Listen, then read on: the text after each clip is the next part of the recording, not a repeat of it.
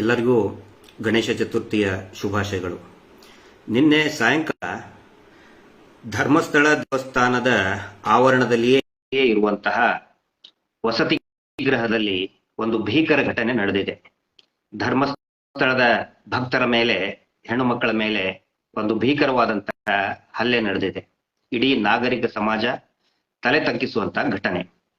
ಏನು ನಡೆಯಿತು ಅನ್ನೋದನ್ನ ಆ ಘಟನೆಯಲ್ಲಿ ನೊಂದಂತವರ ನಮ್ಮ ಹೆಣ್ಣು ಮಕ್ಕಳ ಬಾಯಿಂತಲೇ ತಾವು ಕೇಳಿ.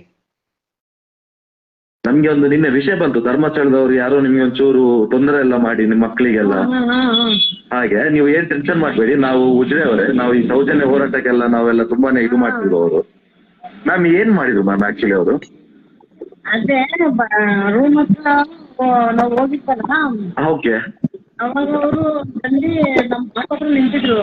ಓಕೆ ಮಕ್ಕಳು ಬಟ್ಟೆ ಚೇಂಜ್ ಮಾಡ್ತಿದ್ರು. ನಾವು ಕೇಳ್ದು, ಅಣ್ಣ ನಾವು ಸ್ವಲ್ಪ ಸೈಡ್ ನಿಂತ್ಕೊಳ್ಳಿ, ಬಟ್ಟೆ ಚೇಂಜ್ ಮಾಡ್ತೀವಿ ಅಂತ ಕೇಳ್ದು. ಅದಕ್ಕೆ ಅವ್ರು ಹೇಳಿದ್ರು, ನೀವು ಮಾಡ್ಕೊಡೋ ನಮ್ಗೇನ್ರಮ್ಮ, ನಿಮ್ ಕಡೆ ನೀವು ಮಾಡ್ಕೊಳ್ಳಿ ಅಂತ. ಆಮೇಲೆ ಆಮೇಲೆ ಲೈಟ್ ಆಫ್ ಮಾಡ್ಬಿಟ್ಟು ನಾವು, ಅಣ್ಣ ಹಿಂಗೆ ಅಂದ್ರೆ ಹೆಂಗಣ ಅಂದ್ರೆ ಲೈಟ್ ಆಫ್ ಮಾಡ್ಕೊಂಡು ನಾವು ಬಾಗ್ಲು ಹಾಕೊಂಡು ಬಟ್ಟೆ ಚೇಂಜ್ ಮಾಡ್ಕೊಂಡು ಅದಾಯ್ತು. ಆಮೇಲೆ ಮತ್ತೆ ನಾವು ಹುಡುಗರನ್ನೆಲ್ಲ ಪಾಪ ಅಂತ ಕರಿತಾನೆ ಇದ್ರು. ನಮಗೆ ಗೊತ್ತಿದ್ರು, ನಾವು ಬೋದಿದ್ದು ಸುಮ್ಮನೆ ಆಗಿರೋ ಹೊರಗಡೆ ಇತ್ತು. ನಮ್ಮ ಅಕ್ಕ ಬಂದಾಗ ನೀವು ಬಾತ್ರೂಮ್ ಹೋಗೋರೆ, ಬಾತ್ರೂಮ್ ಹೋಗಿ ತೊಂದರೆ ಕೊಟ್ಟವ್ರೆ. ಅಲ್ಲಿ ನಿಂತ್ಕೊಂಡು ಬಾಕಲ್ಲಿ ಹುಡುಗರನ್ನೆಲ್ಲ ಎದ್ದಿತ್ತವ್ರೆ, ಮಕ್ಕಳನ್ನೆಲ್ಲ. ಹುಡುಗರು ಬಂದು ಬಾತ್ರೂಮ್ಗೆಲ್ಲ? ಅಲ್ಲಿ ಬಾತ್ರೂಮ್ ಹತ್ರ ನಿಂತ್ಕೊಂಡು ಮಕ್ಕಳನ್ನೆಲ್ಲ ಎದ್ದಿಸಿದ್ದಾರೆ. ಆಮೇಲೆ ಇವ್ರು ಓಡ್ ಬಂದಾರೆ ಕೂಗಾಡ್ಕೊಂಡು. ಆಮೇಲೆ ನಮ್ಮ ಅಕ್ಕರ್ನೆಲ್ಲ ಕೇಳೋದು. ಆಮೇಲೆ ಇನ್ನೊಂದು ದೊಡ್ಡ ಅಕ್ಕ ಬಂದೈತೆ. ಅವಾಗ ಪೂಜೆ ಮುಗಿಸ್ಕೊಂಡು ದೊಡ್ಡ ಅಕ್ಕ ಬಂದ್ರು. ಅವಾಗ ಅವಳನ್ನ ಕರಿತಾನೆ ಇದ್ರು, ಬಾ ಬಾ ಅಂತ ಹಿಂಗ್ ಕೆತ್ತ ಕರಿತಾನೆ ಇದ್ರು ಅವಳನ್ನ. ಆಮೇಲೆ ಅವರು ನಾವು ಯಾರು ಕರಿತಿದ್ರಿ? ನಿಮ್ಮ ಬಾಗಿಲು ಮುಂದೆ ನಿಂತು ಇದೆಲ್ಲ ಮಾಡ್ತಿದ್ದವ?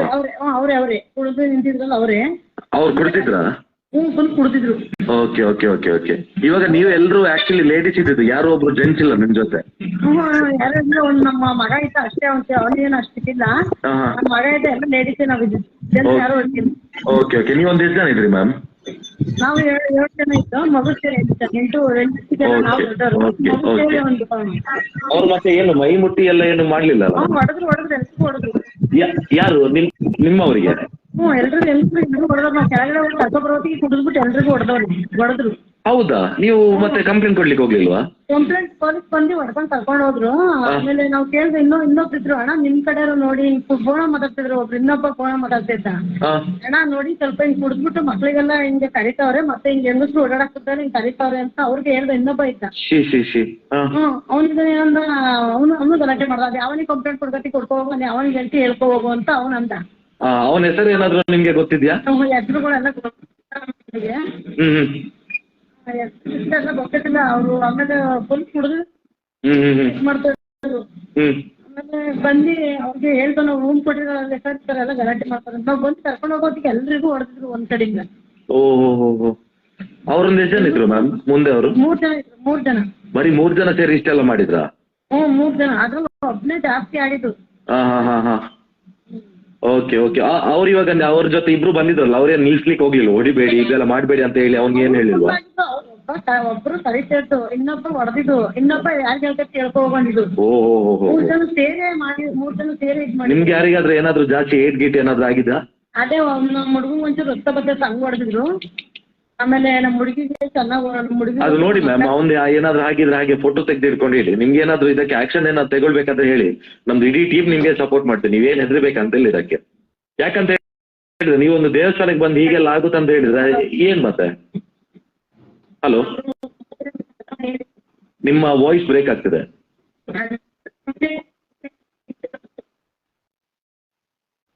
ಕೇಳಿದ್ರಲ್ಲ, ಈ ಘಟನೆ 12 ವರ್ಷದಿಂದ ನಡೆದಿದ್ದಲ್ಲ. ಘಟನೆ ನಡೆದು ಇನ್ನು 24 ಗಂಟೆಗಳು ಆಗಿಲ್ಲ.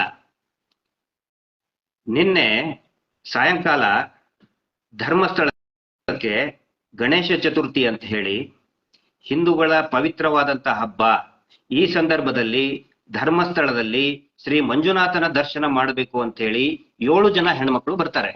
ಬೆಂಗಳೂರಿಂತ್ರ ಒಬ್ರು, ಹಾಸನ, ಚನ್ನಪಟ್ಟಣಂತ್ರ ಒಂದು ಗುಂಪು ಮಾಡಿಕೊಂಡು ದರ್ಶನಕ್ಕೋಸ್ಕರ ಬರ್ತಾರೆ. ಅವರು ಸ್ನಾನ ಮಾಡಿ ಬಟ್ಟೆ ಚೇಂಜ್ ಮಾಡ್ಬೇಕಾದ್ರೆ ಅವರ ಲಾಡ್ಜಿಂಗ್ ವಸತಿ ಗೃಹದಲ್ಲಿ ಆ ಹೆಣ್ಮಗಳೇ ಹೇಳಿದ್ದಿದ್ದನ್ನ ನಾನು ಹೇಳ್ತಾ ಇದ್ದಲ್ಲ, ವಿವರಣೆ ಕೊಟ್ಟಿದ್ದು. ಅದಕ್ಕೆ ಪ್ರಾರಂಭದಲ್ಲೇ ನಿಮ್ಗೆ ಪ್ಲೇ ಮಾಡಿ ತೋರಿಸಿದೆ. ಬಟ್ಟೆ ಚೇಂಜ್ ಮಾಡ್ಬೇಕಾದ್ರೆ ಹುಡುಗಿಯರು, ಆ ಗ್ರೂಪ್ ನಲ್ಲಿರುವಂತ ಹುಡುಗಿಯರು ಬಟ್ಟೆ ಚೇಂಜ್ ಮಾಡ್ಬೇಕಾದ್ರೆ ಅಲ್ಲಿರುವಂತ ಸಿಬ್ಬಂದಿ ಅದನ್ನ ನೋಡ್ತಾ ಇದ್ರಂತೆ. ನೋಡ್ಬೇಕಾದ್ರೆ ಅವ್ರು ಕಿರ್ಚಾಡಿ ಒಳಗಡೆ ಬರ್ತಾರೆ. ಅಷ್ಟೊತ್ತಿಗೆ ಮತ್ತೆ ರೂಮ್ ಕಡೆ ಬರ್ತಾರೆ. ರೂಮ್ ಕಡೆ ಬಂದಾಗ ಆ ಹಿರಿಯ ಮಹಿಳೆ ಹೇಳ್ತಾರೆ, ನೋಡೋಣ ಬಟ್ಟೆ ಚೇಂಜ್, ಹೆಣ್ಮಕ್ಳಿದ್ದಾರೆ, ಬಟ್ಟೆ ಚೇಂಜ್ ಮಾಡ್ತಾ ಇದೀವಿ, ಹೊರಗಡೆ ಹೋಗಂತ ಹೇಳಿದ್ರೆ, ನೀನ್ ಮಾಡ್ಕೊ, ನಿನ್ ಕೆಲಸ ನೀನ್ ಮಾಡ್ಕೊ, ನನ್ಗೆ ಯಾಕೆ ಹೇಳ್ತೀಯ, ನಮ್ಮ ಪಾಡಿಗೆ ನಾವ್ ಇರ್ತೀವಿ, ಇಲ್ಲಿರ್ತೀವಿ ಅಂತ ಹೇಳ್ತಾನಂತೆ. ಅಷ್ಟೊತ್ತಿಗೆ ಇನ್ ಬೇರೆ ಹೆಣ್ಮಕ್ಳು ಕಿರ್ಚಿಕಾಡ್ಕೊಂಡ್ ಬರ್ತಾರಲ್ಲಿ. ಯಾಕಂದ್ರೆ ಇವರು ಅಲ್ಲಿನೂ ಕೂಡ ತೊಂದರೆ ಕೊಟ್ಟಿರ್ತಾರೆ. ಬಾತ್ರೂಮ್ ನಲ್ಲಿನೂ ಕೂಡ ಬಟ್ಟೆ ಚೇಂಜ್ ಮಾಡ್ಬೇಕಾದ್ರೆ ಇಣಿಕೆ ನೋಡ್ತಿರ್ತಾರೆ. ಭಯ ಬಿದ್ಕೊಂಡು ಚಿಕ್ಕ ಹೆಣ್ಮಕ್ಳು ಓಡಿ ಬರ್ತಾರೆ.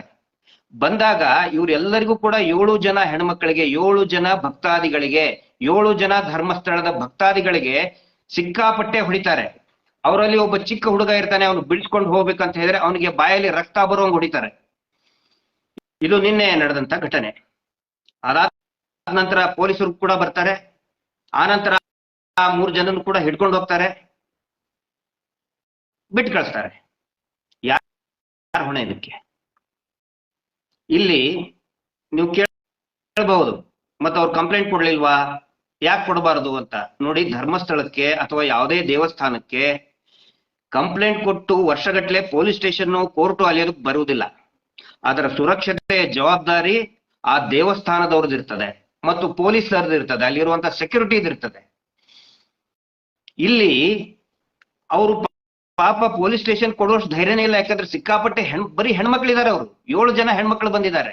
ಒಬ್ಬ ಚಿಕ್ಕ ಹುಡುಗಿದ್ದಾನೆ, ಅವನಿಗೂ ಹೊಡೆದಿದ್ದಾರೆ ಬಾಯಲ್ಲಿ ರಕ್ತ ಬರುವಂಗೆ. ಹಿಂಗಾಗಿ ಅವರು ಪೊಲೀಸ್ ಸ್ಟೇಷನ್ ಬಂದಿದ್ದಾರೆ. ಅವ್ರನ್ನು ಹಿಡ್ಕೊಂಡು ಹೋಗಿದ್ದಾರೆ. ಅವನ್ ಯಾರು ಕುಡ್ದಿದ್ರಂತೆ 3 ಜನ ಕುಡಿದು ಹೊಡೆದಿದ್ದಾರೆ. ಆ ಹೆಣ್ಣುಮಗಳೇ ಹೇಳುವಂಗೆ, ಯಾರು ಪೊಲೀಸ್ ಸ್ಟೇಷನ್ ಹೋಗು, ನೀನು ಏನ್ ಮಾಡ್ಕೋತಿ ಮಾಡ್ಕೋಂಗ ಅಂತ ಹೇಳ್ತಾನೆ ಒಬ್ಬನು. ಇನ್ನಿಬ್ರು ಮೈ ಮೇಲೆ ಎಗರಾಡಿ ಹೊಡೆದಿದ್ದಾರೆ ಹೆಣ್ಮಕ್ಳಿಗೆ. ಯಾಕೆ? ಬಟ್ಟೆ ಚೇಂಜ್ ಮಾಡಬೇಕಾದ್ರೆ ನೀವು ಆ ಕಡೆ ಹೋಗಿ ನೀವು ಯಾಕೆ ನೋಡ್ತಾ ಇದ್ದೀರಿ ಅಂತ ಕೇಳಿದಕ್ಕೆ ಹೊಡೆದಿದ್ದಾರೆ ಧರ್ಮಸ್ಥಳದ ಸಿಬ್ಬಂದಿಗಳು. ನಾನು ಪೊಲೀಸರಿಗೆ ಕೇಳ್ತಾ ಇದ್ದೀನಿ, ಯಾಕೆ ಅವ್ರ ಮೇಲೆ ಆಕ್ಷನ್ ಇನ್ನೂವರೆಗೆ ಯಾಕೆ ತಗೊಂಡಿಲ್ಲ? ನೀವು ಕೇಳಬಹುದು, ಕಂಪ್ಲೇಂಟ್ ಕೊಟ್ಟಿಲ್ಲ, ಕಂಪ್ಲೇಂಟ್ ಕೊಟ್ಟರೆ ಮಾತ್ರ ತಗೋತೀವಿ. ಹೌದಾ? ಕಂಪ್ಲೇಂಟ್ ಕೊಟ್ಟರೆ ಮಾತ್ರ ತಗೋತೀರಾ? ಹಾಗಿದ್ರೆ ಈಗ ನೀವು ಬಿಟ್ಬಿಟ್ರಿ. ಈಗ ಅವ್ರನ್ನ ನಾಳೆ ಅದನ್ನೇ ಮಾಡ್ತಾನ ನಾವು. IPC ಯಲ್ಲಿ, ಕರ್ನಾಟಕ ಪೊಲೀಸ್ ಆಕ್ಟ್ ನಲ್ಲಿ, CRPC ಯಲ್ಲಿ ಯಾವುದೇ ಪ್ರೊವಿಷನ್ ಕೊಟ್ಟಿಲ್ವಾ ಅದಕ್ಕೆ? ಯಾತ್ರಾರ್ಥಿಗಳರಿ ಯಾತ್ರಾರ್ಥಿಗಳವರು. ಈಗ ನೀವು ಬಿಟ್ಟಿದ್ದೀರಲ್ಲ, ನಾಳೆ ಅದನ್ನೇ ಮಾಡ್ತಾನ ನಾವು. ನಾನು ಒಂದು ಮಾತು ಹೇಳ್ತಾ ಇದ್ದೀನಿ, ಮತ್ತೆ ಅದೇ ಘಟನೆ ಮರುಕಳಿಸಿದ್ರೆ ಪೊಲೀಸ್ ಇಲಾಖೆನೇ ನೇರ ಕಾರಣ. ನೀವೇ ಕಾರಣ ಆಗ್ತೀರಿ. ಇದು ನಿರಂತರವಾಗಿ ಆಗ್ತಾ ಇದೆ ಧರ್ಮಸ್ಥಳದಲ್ಲಿ. ನಿನ್ನೆ ರೆಡ್ ಹ್ಯಾಂಡ್ ಆಗಿ ಇವರು ಧರ್ಮಸ್ಥಳದ ಸಿಬ್ಬಂದಿಗಳು ಸಿಕ್ಕಾಕೊಂಡಿದ್ದಾರೆ. ಪೊಲೀಸರ ಗಮನಕ್ಕೂ ಬಂದಿದೆ, ಯಾವ ಆಕ್ಷನ್ ಇಲ್ಲ. ನಾನ್ ಹೇಳೋದು, ಯಾಕೆ ಅವ್ರು ಕರ್ಕೊಂಡು ಬಂದು ರೌಡಿ ಶೀಟರ್ ಯಾಕೆ ಮಾಡ್ತಾ ಇಲ್ಲ? ನೀವು ಅವನ್ನ ಮಾಡ್ಬೇಕಲ್ಲ. History, they are habitual offenders. ಅವರು ಕುಡಿದು ಹೆಣ್ಮಕ್ಳು ಬಟ್ಟೆ ಬಿಚ್ಚಬೇಕಾದ್ರೆ ನೋಡಿ ವಿಡಿಯೋ ಗಿಡಿಯಾದ್ರು ಏನಾದ್ರು ಮಾಡ್ಕೊಂಡಿದ್ರೆ ಇದಕ್ಕೆ ಯಾರು ಕೇಳೋರು? ಯಾರು ಹೊಣೆ ಇದಕ್ಕೆ? ಆನಂತರ ಶ್ರೀಯುತ ಧರ್ಮಾಧಿಕಾರಿಗಳಿಗೆ, ಧರ್ಮದರ್ಶಿಗಳಾದಂತ ವೀರೇಂದ್ರ ಹೆಗಡೆ ಅವ್ರನ್ನ ನಾನು ಕೇಳ್ತಾ ಇದ್ದೀನಿ. ನಿಮ್ಗೆ ಗೌರವ ಕೊಟ್ಟೆ ಕೇಳ್ತಾ ಇದ್ದೀನಿ ನಾನು. ಯಾಕಂದ್ರೆ ಗೌರವ ಕೊಡ್ಬೇಕಲ್ಲ ನಿಮ್ಗೆ, ಮರ್ಯಾದೆ ಕೊಟ್ಟು ಮಾತಾಡಬೇಕು. ಮರ್ಯಾದೆ ಕೊರತೆ ಆಗಿದೆಯಲ್ಲ ನಿಮ್ಗೆ, ಅದಕ್ಕೆ ಮರ್ಯಾದೆ ಕೊಟ್ಟೆ ಕೇಳ್ತಾ ಇದ್ದೀನಿ. ನೀವು ಮಧ್ಯವರ್ಜನ ಶಿಬಿರ ಅಂತ ದೊಡ್ಡ ಡ್ರಾಮಾ ಮಾಡ್ತೀರಲ್ಲ, ಮಧ್ಯವರ್ಜನ ಕುಡಿಯೋದನ್ನ ಬಿಡಿಸ್ತಾ ಇದೀವಿ ಅಂತ ಹೇಳಿ, ಮೊದಲು ನೀವು ಸಾಕಿದಂತಹ ಕುಡುಕ ಪುಂಡ ಪುಡಾರಿಗಳ ಮೇಲೆ ಕ್ರಮ ತಗೊಳ್ಳೋದಕ್ಕೆ ಹೇಳಿ. ಯಾಕಂದ್ರೆ ನೀವು ಒಬ್ಬ ಜವಾಬ್ದಾರಿ ಇರುವಂತಹ ರಾಜ್ಯಸಭಾ ಸದಸ್ಯರು, ನೀವು ಧರ್ಮಾಧಿಕಾರಿಗಳು. ನಿಮ್ಮದೇ ಆಸ್ತಿ ಅಂತ ನೀವು ಬರ್ಕೊಂಡಿದ್ದೀರಲ್ಲ, ಇದು ಹಿಂದೂಗಳದ್ದಲ್ಲ, ಹಿಂದೂಗಳ ದೇವಸ್ಥಾನ ಅಲ್ಲ, ಸಾರ್ವಜನಿಕ ಆಸ್ತಿ ಅಲ್ಲ, ಇದು ನಮ್ಮದೇ ದೇವಸ್ಥಾನ, ನಮ್ಮದೇ ಆಸ್ತಿ ಅಂತ ಬರ್ಕೊಂಡಿದ್ದೀರಲ್ಲ. ನಿಮ್ಮದೇ ಆಸ್ತಿಯಲ್ಲಿ ಹೆಣ್ಮಕ್ಳಿಗೆ 7 ಜನ ಹೆಣ್ಮಕ್ಳಿಗೆ ನಿಮ್ಮದೇ 3 ಜನ ಪುಡಾರಿಗಳು ಕುಡಿದು ಹೊಡೆದಿದ್ದಾರೆ. ನಾನು ನಿಮಗೆ ವಿನಂತಿ ಮಾಡ್ಕೊಳ್ತಾ ಇದ್ದೀನಿ, ಕೈ ಮುಗಿದು ವಿನಂತಿ ಮಾಡ್ಕೊಳ್ತಾ ಇದ್ದೀನಿ, ದಯವಿಟ್ಟು ಪೊಲೀಸರಿಗೆ ಹೇಳಿ, ಜಿಲ್ಲಾ SP ಅವರಿಗೆ ಆಗ್ರಹ ಮಾಡಿ, ನೀವು ಯಾರು ನಿಮ್ಮ ಪುಡಾರಿಗಳು ಕುಡಿದು ಹೊಡೆದಿದ್ದಾರಲ್ಲ ಅವ್ರನ್ನ ಇಮಿಡಿಯೇಟ್ ಆಗಿ ಅರೆಸ್ಟ್ ಮಾಡ ಅಂತ ಹೇಳಿ. ಯಾಕಂದ್ರೆ ಇದು ನಿಮ್ಮ ಜವಾಬ್ದಾರಿ. ನಾವು ಹೇಳ್ತೇವೆ, ಆದ್ರೆ ಎಲ್ಲ ಮೊದಲನೇ ಜವಾಬ್ದಾರಿ ನಿಮ್ದಾಗತ್ತೆ. ಯಾಕಂದ್ರೆ ನಿಮ್ಮದೇ ಕ್ಷೇತ್ರದಲ್ಲಿ ನೀವು ಬರ್ಕೊಂಡಿದ್ದೀರಲ್ಲ, ಅದು ನಮ್ಮ ಸ್ವಂತ ಆಸ್ತಿ ಅಂತ, ನಿಮ್ಮದೇ ಜಾಗದಲ್ಲಿ, ನಿಮ್ಮದೇ ದೇವಸ್ಥಾನದಲ್ಲಿ ಈ ಘಟನೆ ನಡೆದಿದೆ. ದಯವಿಟ್ಟು ನೀವು ಪೊಲೀಸರಿಗೆ ಹೇಳಿ ಆ 3 ಜನರನ್ನ ಅರೆಸ್ಟ್ ಮಾಡಿಸ್ಬೇಕು. ನೀವೀಗ ನಿಮಗೆ ಸ್ವಲ್ಪ ನೈತಿಕತೆ ಇದ್ರೆ ಅವ್ರನ್ನ ರಕ್ಷಣೆ ಮಾಡೋದನ್ನ ಬಿಟ್ಟು, ನಿನ್ನೆ ಸಾಯಂಕಾಲ ರಾತ್ರಿ ಹೊತ್ತು ಎಲ್ಲ ಕಂಪ್ಲೇಂಟ್ ಕೊಡಕ್ ಹೋದಾಗೆ ಯಾವ್ದು ಕಂಪ್ಲೇಂಟ್ ಅನ್ನೇ ತಗೊಂಡಿಲ್ಲ. ದಯವಿಟ್ಟು ಈ ಕೆಲಸವನ್ನು ಮಾಡಿ. ನಾನು ನಿಮಗೆ ವಿನಂತಿ ಮಾಡ್ಕೊಳ್ತಾ ಇದ್ದೀನಿ, ಟೀಕೆ ಮಾಡ್ತಾ ಇಲ್ಲ. ನಿಮ್ಮ ಜವಾಬ್ದಾರಿ ಇದು. 7 ಜನ ಹೆಣ್ಮಕ್ಳು, ಅದರಲ್ಲಿ ಚಿಕ್ಕ ಮಕ್ಕಳಿದ್ದಾರೆ, ಬಟ್ಟೆ ಚೇಂಜ್ ಮಾಡ್ಬೇಕಾದ್ರೆ ನೋಡ್ತಾ ನಿಂತ್ಕೊಳ್ತಾರೆ ಅವರು ಲೋಫರ್ಗಳು. ನೀವು ಕಂಪ್ಲೇಂಟ್ ಕೊಡಿ ಈಗ ಹೋಗಿ, ಯಾಕಂದ್ರೆ ನಿಮ್ದೇ ದೇವಸ್ಥಾನ ತಾನೇ, ನೀವು ಸುಪ್ರೀಂ ಕೋರ್ಟ್ ಅಲ್ಲಿ ಬರ್ಕೊಂಡಿದ್ದೀರಲ್ಲ ನಂದು ಆಸ್ತಿ ಅಂತೇಳಿ. ದಯವಿಟ್ಟು ನಿಮಗೆ ವಿನಂತಿ ಮಾಡ್ಕೊಳ್ತಾ ಇದ್ದೀನಿ, ನೀವು ಧರ್ಮಾಧಿಕಾರಿಗಳ ಜೊತೆಗೆ ನೀವು ರಾಜ್ಯಸಭಾ ಸದಸ್ಯರು ಕೂಡ ಇದ್ದೀರಾ. ಮಧ್ಯವರ್ಜನ ಶಿಬಿರ ಹೊರಗಡೆ ಎಲ್ಲ ಹೇಳ್ತಿರಲ್ಲ ನಾವು ಕುಡಿಯೋದನ್ನ ಬಿಡಿಸ್ತಿದೀವಿ ಅಂತ ಹೇಳಿ. ಆ ಹೆಣ್ಮಗಳು ಕೇಳಿದ್ಲಲ್ಲ, ಈಗ ಅಪ್ಲೋಡ್ ಮಾಡ್ತಾ ಇದ್ದೀನಿ, ಅವ್ರು ಮಾತಾಡಿದ್ದೆ, ಯಾಕಂದ್ರೆ ವಾಯ್ಸ್ ಕ್ಲಾರಿಟಿ ಇಲ್ಲ ಅಂದ್ರೆ ಅಪ್ಲೋಡ್ ಮಾಡ್ತಾ ಇದ್ದೀನಿ. 3 ಜನ ಕುಡಿದು ಹೊಡೆದಿದ್ದಾರೆ ಅಂತ ಹೇಳ್ತಾ ಇದಾರಲ್ಲ, ಮತ್ತೆ ಅವ್ರಿಗೆ ಯಾಕೆ ನೀವು ಮಧ್ಯವರ್ಜನ ಶಿಬಿರ ಮಾಡಿಸ್ಲಿಲ್ಲ? ನಿಮ್ಮದೇ ದೇವಸ್ಥಾನದ ವ್ಯಾಪ್ತಿಯಲ್ಲಿ ಇರುವಂತ ಸಿಬ್ಬಂದಿಗಳು ಕುಡಿದು ರಾತ್ರಿ ಹೆಣ್ಮಕ್ಳ ಮೇಲೆ ಬಟ್ಟೆ ಚೇಂಜ್ ಮಾಡ್ಕೊಳ್ತಾ ಇರೋದನ್ನ ನೋಡ್ತಾರೆ, ಅವ್ರು ಪ್ರಶ್ನೆ ಮಾಡಿದ್ ಹೊಡಿತಾರೆ. ಮೊನ್ನೆ ಬೆಂಗಳೂರಿನಲ್ಲಿ ಒಬ್ಬ ಆಟೋ ರಿಕ್ಷಾದವನು ಹೆಣ್ಮಕ್ಳಿಗೆ ಮೇಲೆ ಒಂದು ಆ ಯಾತ್ರಿ ಮೇಲೆ ಕೈ ಮಾಡಿದ್ದಕ್ಕೆ ಆಕ್ಷನ್ ತಗೊಂಡ್ರು ಇಲ್ಲ ಪೊಲೀಸರು? ಅಲೋಕ್ ಕುಮಾರ್ ಸಾಹೇಬ್ರು ಆಕ್ಷನ್ ತಗೊಂಡ್ರು ಇಲ್ಲ? ಇಡೀ ಪೂರ್ತಿ ವೈರಲ್ ಆಯ್ತು, ನಾನು ಕೂಡ ವೈರಲ್ ಮಾಡ್ತಾ ಇದ್ದೀನಿ ಇದನ್ನ. ದಯವಿಟ್ಟು ನಾನು ಎಲ್ರಿಗೂ ವಿನಂತಿ ಮಾಡ್ಕೊತಾ ಇದ್ದೀನಿ, ಯಾಕಂತ ಹೇಳಿದ್ರೆ ಒಬ್ಬ ಜವಾಬ್ದಾರಿ ನಾಗರಿಕನಾಗಿ ಧರ್ಮಸ್ಥಳದಲ್ಲಿ ಬರುವಂತಹ ಭಕ್ತರ ಸುರಕ್ಷತೆಗಾಗಿ ನಾನು ಈ ಒಂದು ಪ್ರಯತ್ನವನ್ನ ಮಾಡ್ತಾ ಇದ್ದೀನಿ. ಎಲ್ರೂ ವೈರಲ್ ಮಾಡಿ ಇದನ್ನ. ಧರ್ಮಸ್ಥಳದಲ್ಲಿ ಬರುವಂತಹ ಭಕ್ತಾದಿಗಳಿಗೆ ಹಾಗಿರೋ ರಕ್ಷಣೆನೇ ಇಲ್ವಾ? ಹೆಣ್ಮಕ್ಳಿಗೆ ರಕ್ಷಣೆನೇ ಇಲ್ವಾ? ಯಾರು ಜವಾಬ್ದಾರಿ ಇದಕ್ಕೆ? ನಾವು ಮಾತಾಡಿದ್ರೆ ಧರ್ಮಾಧಿಕಾರಿಗಳು ಹೇಳ್ತಾರೆ ಕ್ಷೇತ್ರವನ್ನ ಮಲಿನ ಮಾಡ್ತಾ ಇದ್ದಾರೆ, ಅಪಪ್ರಚಾರ ಮಾಡ್ತಾ ಇದ್ದಾರೆ ಅಂತೇಳಿ. ಮತ್ತೆ ಈಗ ಅಪಪ್ರಚಾರ ಮಾಡ್ತಾ ಇರೋರು ಯಾರು? ಮಲಿನ ಮಾಡ್ತಾ ಇರೋರು ಯಾರು? ಹೆಣ್ಮಕ್ಳು ಬಟ್ಟೆ ಚೇಂಜ್ ಮಾಡ್ಬೇಕಾದ್ರೆ ಹೋಗಿ ಅವ್ರಿಗೆ ಚಿಡಾಯಿಸಿ ಅವ್ರಿಗೆ ಮತ್ತೆ ಹೊಡೆದು ಚಿಕ್ಕ ಹುಡುಗನಿಗೆ ಬಾಯಲ್ಲಿ ರಕ್ತ ಬರುವಂಗ್ ಹುಟ್ಟಿತೀರಲ್ಲ, ಇದು ಮಲಿನ ಮಾಡ್ತಾ ಇರೋದಲ್ವಾ? ಇದು ರಕ್ಷಣೆ ಎಲ್ಲಿದೆ? ಇಡೀ ದೇಶದಲ್ಲಿ ಇವತ್ತು ಹರ್ ಸೇಫ್ಟಿ ಅಂತ ಹೇಳಿ ಇಡೀ ದೇಶದ ಪ್ರತಿಯೊಬ್ಬ ನಾಗರಿಕನು ಕೂಡ ಎದ್ದೇಳ್ತಾ ಇದ್ದಾರೆ, ಹೆಣ್ಣು ಮಕ್ಕಳಿಗೆ ರಕ್ಷಣೆ ಸಿಗಲಿ ಅಂತೇಳಿ. ಹರ್ ಸೇಫ್ಟಿ ಅಂತೇಳಿ. ಕಲ್ಕತ್ತಾದ ಪ್ರಕರಣ ಆದ ನಂತರ ಎಲ್ಲಿದೆ ಧರ್ಮಸ್ಥಳದಲ್ಲಿ ರಕ್ಷಣೆ? ಹೆಣ್ಮಕ್ಳಿಗೆ ಸೇಫ್ಟಿ ಎಲ್ಲಿದೆ? ಆ ಮಾತನ್ನ ನಾನು ಇಲ್ಲಿ ಕೇಳ್ತಾ ಇದ್ದೀನಿ. ದಯವಿಟ್ಟು ಪ್ರತಿಯೊಬ್ಬ ನಾಗರಿಕರು ಕೂಡ ಇದನ್ನ ಕೇಳಿ. ಯಾಕಂತ ಹೇಳಿದ್ರೆ ನಾವು ಸುಳ್ಳು ಹೇಳ್ತಾ ಇಲ್ಲ. ನಾನೇನಾದ್ರೂ ಇದನ್ನ ಸುಳ್ಳು ಹೇಳಿದ್ರೆ ದಯವಿಟ್ಟು ನಾನು ವಿನಂತಿ ಮಾಡ್ಕೊತಾ ಇದ್ದೇನೆ ಪೊಲೀಸರಿಗೆ, ನನ್ನ ಮೇಲೆ ಆಕ್ಷನ್ ತಗೊಳ್ಳಿ.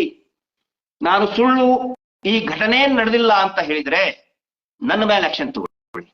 ಯಾಕಂತ ಹೇಳಿದ್ರೆ ಪೊಲೀಸರ ಗಮನಕ್ಕೆ ಈಗಾಗಲೇ ಬಂದಿದೆ. ನಿನ್ನೆ ಸಾಯಂಕಾಲ ಅವ್ನು ಕರ್ಕೊಂಡು ಬಂದು ಅರೆಸ್ಟ್ ಮಾಡ್ಕೊಂಡು ಹಿಸ್ಟ್ರಿ ಶೀಟರ್ ಮಾಡಿ ಒಳಗಡೆ ಹಾಕ್ಬೇಕೋ ಬೇಡ, ಇಲ್ಲ ಅಂತಂದ್ರೆ ನಾಳೆ ಅದೇ ಮಾಡ್ತಾನೆ. ಮತ್ತೆ ಅವ್ನು ಹೇಳಿದಾನೆ ಆಲ್ರೆಡಿ, ಪೊಲೀಸರು ಏನ್ ಮಾಡ್ಕೊಳಕ್ಕಾಗಲ್ಲ, ಏನ್ ಕಿತ್ಕೊ ಅಂತೇಳಿ ಆ ಹೆಣ್ಮಗಳಿಗೆ ಹೇಳಿದಾನೆ ಅವನು. ಎಲ್ಲಿವರೆಗೆ ಸಹಿಸ್ಕೋಬೇಕು? ದಯವಿಟ್ಟು ಪ್ರತಿಯೊಬ್ಬರು ಇದನ್ನ ವೈರಲ್ ಮಾಡಿ ನ್ಯಾಯ ಸಿಗುವವರೆಗೆ, ಇದನ್ನ ನ್ಯಾಯಾಲಯಕ್ಕೆ ಪೊಲೀಸರಿಗೆ ಎಚ್ಚೆತ್ತುಕೊಳ್ಳುವವರೆಗೆ ದಯವಿಟ್ಟು ಜಾಗೃತರಾಗಿ. ನಾನು ಇದನ್ನ ಹೇಳ್ತಾ ಇರೋದು ಅಲ್ಲಿ ಬರುವಂತಹ ಭಕ್ತಾದಿಗಳ ಸುರಕ್ಷತೆಗಾಗಿ, ಜಾಗೃತಿಗಾಗಿ ಇದನ್ನ ನಾನು ಮಾಡ್ತಾ ಇದ್ದೇನೆ. ಅರ್ಥ ಮಾಡ್ಕೊಳ್ಳಿ. ಮತ್ತೆ ಯಾರ್ಯಾರು ಧರ್ಮಸ್ಥಳಕ್ಕೆ ಬರ್ತೀರಿ ದಯವಿಟ್ಟು ನಿಮ್ಮ ಸುರಕ್ಷತೆಯಲ್ಲಿ ನೀವು ಬನ್ನಿ. ನಮಸ್ಕಾರ.